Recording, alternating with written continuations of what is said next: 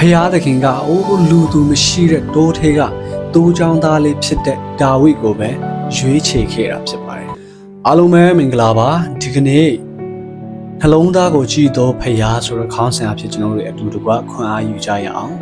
First Samuel အခန်းကြီး16အငယ်ခွန်မှာပြောထားတယ်လဲဆိုလို့ရှိရင်လူသည်အပင်ပန်းတံကိုကြည်တတ်ကြ၏ထာဝရဖျားမူကားနှလုံးသားကိုကြည်တော်မူ၏ဆိုပြီးတော့မှပြောထားတာဖြစ်တယ်ဆိုတော့ဒီကနေ့မိတ်ဆွေလူတွေရဲ့အထင်သေးမှုကိုခံနေရသလားလူတွေရဲ့ငင်းပယ်ခြင်းကိုခံနေရသလားဒါမှမဟုတ်ကိုယ့်အကိုဘာမှမဟုတ်ဘူးဆိုပြီးတော့မှအားငယ်နေသလားဒါဆိုလို့ရှိရင်ဒီအရာလေးကိုသတိရလိုက်ပါဖယားသခင်ကတင်းရဲ့ယာထူတင်းရဲ့ရုပ်ရည်တင်းရဲ့ငွေရေးချေးရေးကိုလုံးဝမကြည့်ပါဘူးသူဟာကိုရောကိုစားတတ်တဲ့တင်းရဲ့နှလုံးသားကိုပဲကြည့်တာဖြစ်ပါတယ်ဆိုတော့ဒီနေရာမှာရှင်ဘုရင်ဒါဝိမင်းကြီးရဲ့အသက်တာကိုပဲကျွန်တော်ကြည့်ရအောင်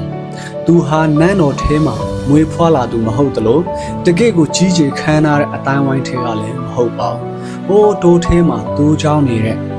လူတွေရဲ့အတိမတ်ပြုခြင်းမခံရတဲ့တိုးချောင်းသားလေးတယောက်သာဖြစ်တယ်ဒါပေမဲ့ဒီနေ့မှာ Prophet ရှာမွေလာကဘုရင်တစ်တွေကိုဗိတ်သိက်ပေးဖို့ရောက်လာတဲ့အခါမှာဒါဝိရဲ့အကူကြီးတွေကရုပ်ရည်တံပြန်ပြီးတော့မှခိုင်ညာထေဝါနေကြပါမဲ့လဲသူတို့တွေကိုဖျားသခင်ကလုံးဝမရွေးချယ်ခဲ့ပါဘူးပြီးတော့ Prophet ရှာမွေလာကိုတိုင်ကလည်းပဲ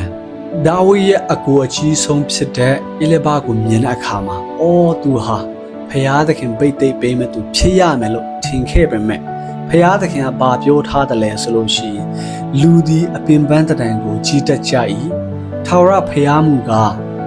နှလုံးသားကိုကြည်တော်မူ၏ဆိုတဲ့အတိုင်းဖယားသခင်ကအိုးလူသူမရှိတဲ့တိုးထဲက